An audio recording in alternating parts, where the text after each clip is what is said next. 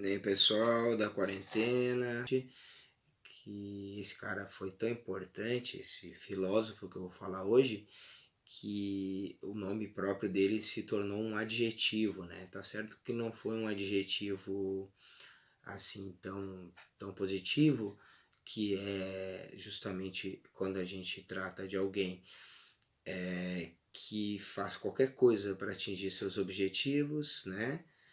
Sem escrúpulos, sem se preocupar com a ética ou com a moral, a gente chama de maquiavélico. E é justamente sobre Nicolau Maquiavel que eu vou falar nesse vídeo. Maquiavel foi um filósofo italiano. Aqui está ele, tá? Uma imagem dele, né? Nascido no dia 3 de maio de 1469 na cidade-estado de Florença, na Itália, tá bom? Aqui está Florença, tá? Na Itália, certo? E então um filósofo renascentista, um filósofo muito importante na parte da teoria política, da filosofia política. Ele que foi diplomata, conheceu muitas pessoas ditas importantes, líderes, né, príncipes, inclusive Papa, né, conheceu o Papa Alexandre VI, né, e o seu filho, né, o filho do Alexandre VI, o filho ilegítimo, chamado César Borgia, tá, que foi um príncipe, um duque, que causou uma impressão assim muito impactante no Nicolau Maquiavel. Nicolau Maquiavel, e ele era um príncipe muito cruel, e Nicolau Maquiavel aprovava isso, nós vamos ver daqui a pouco, tá? A obra-prima de Nicolau Maquiavel foi, então, o chamado livro O Príncipe, tá? Aqui temos uma edição em italiano, obviamente que só para mostrar, eu não sei falar italiano, então eu vou usar este livrinho aqui, tá? Que eu já li algumas vezes, se chama O Príncipe, foi publicado depois da sua morte, mas o objetivo dele, né, na verdade, era um livro que foi endereçado ao Lorenzo de Médici, tá? Mas antes disso eu vou falar como que esse livro foi escrito, tá, gente? Bom, como eu falei antes, o Maquiavel havia trabalhado, né, na administração da cidade-estado de Veneza não, de Florença, tá? E, bom, trabalhou lá durante um bom tempo, até que os Médici tomaram o poder, deram um golpe, né, de Estado, acabaram com a República Florentina, e aí o Maquiavel foi preso, deposto, né, torturado, e depois ele foi exilado, tá? Ficou lá numa fazenda dele, uma propriedade dele, a 11 quilômetros de Florença, chamado São Cassiano, se eu não me engano, e lá ele escreveu a contragosto, ele não queria, né? Ele não queria ser escritor, ele queria trabalhar na política, trabalhar na administração da cidade de Florença, mas ele escreveu então esta obra, tá? O Príncipe. O intuito dessa obra era, no começo dela, ele fala, né, que isso é uma homenagem, um manual, né, uma espécie de tutorial, né, a galera aí do YouTube, muito antes de existir esses tutoriais, o Maquiavel já criou um tutorial para o príncipe, né, como que o príncipe deveria agir para atingir seu objetivo. E qual seria o objetivo do príncipe?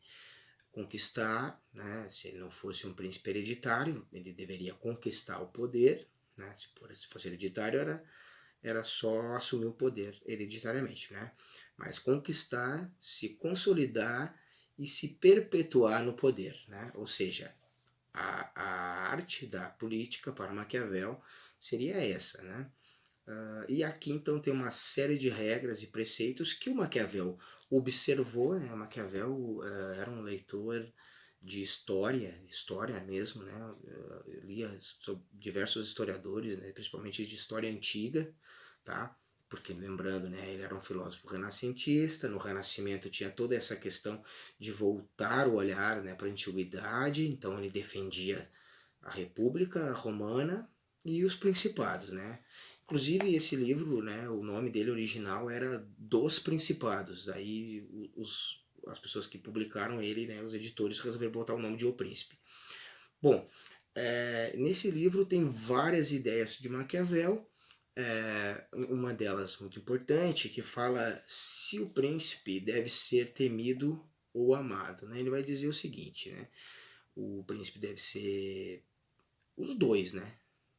Mas se não puder ser os dois, que seja um só. E como ele gostava muito, né, do César Borgia, o duque da România, ele escreveu duas... enfim, ele vai falar, no caso do César Borgia, ele era temido e amado, né? Por exemplo, o César Borgia, quando ele dominou a região da România, ele nomeou um ministro particularmente muito cruel, né? Um cara, né, cruel, mais cruel do que o próprio César Borgia, né? Pelo menos era como ele agia lá na província, lá, enfim, na România. O que acontece? Depois de colocar ele lá, e ele de alguma forma, esse ministro conseguiu assegurar a ordem, né, naquele local, ele, desgostoso já com a atitude dele, desse ministro. O detalhe, o nome do ministro é Ramiro de Urco, né? Ramiro é um nome de pessoa cruel, né? Eu, por exemplo, sou um professor muito cruel. Né? Vocês que tiveram aula comigo podem comprovar isso, né?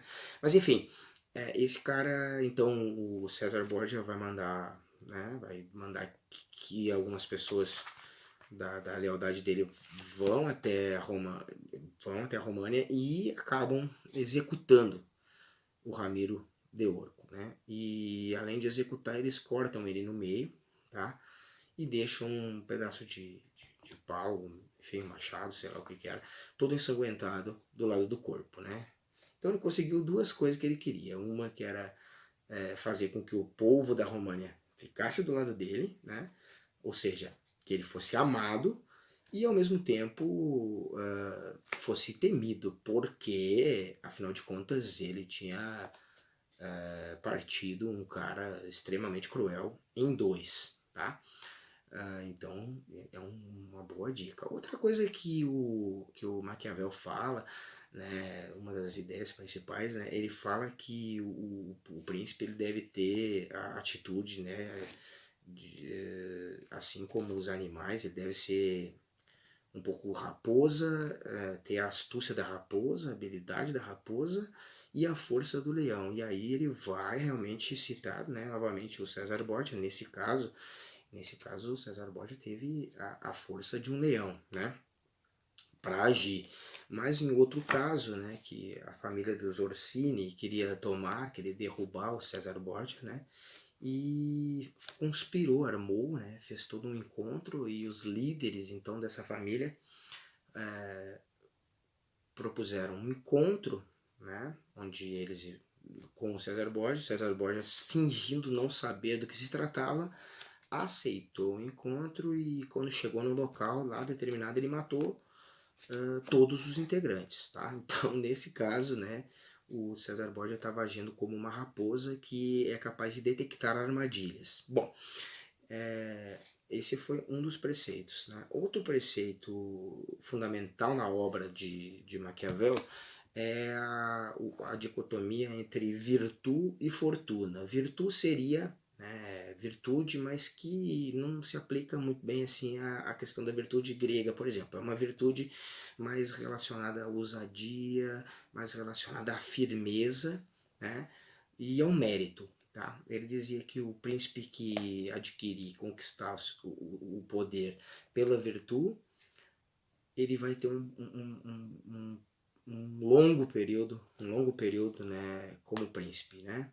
E o príncipe que adquirir o poder, conquistar o poder pela fortuna, ou seja, pela sorte, pelo acaso, ele ou por uma facada, de repente, que ele levou, né? A tendência é de que ele vá perder o seu poder mais rapidamente, tá?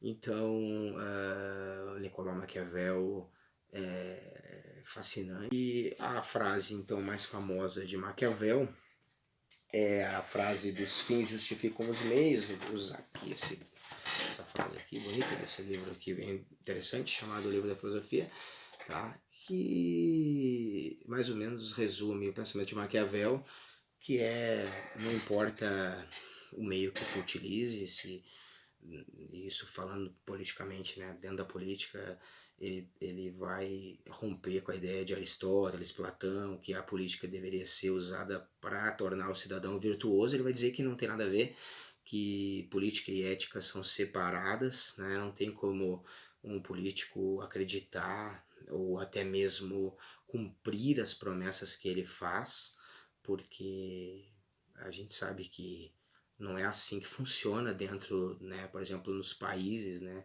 quando acreditaram que Hitler falou, né, que eu não vou invadir nenhum país, e a Europa acreditou, deu no que deu, né? Então, Maquiavel vai dizer que tudo é permitido para atingir o seu fim, tá? Então, eu queria dar esse recado para vocês sobre esse cara, né, Nicolau Maquiavel, e dizer que é um livro interessantíssimo, tem PDF, tem gratuito aí, tá?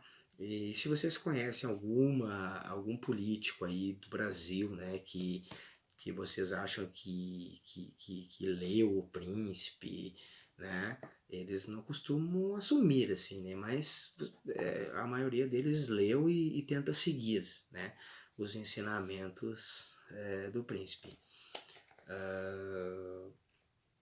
Espero que vocês tenham gostado aí desse breve vídeo aí sobre o Maquiavel.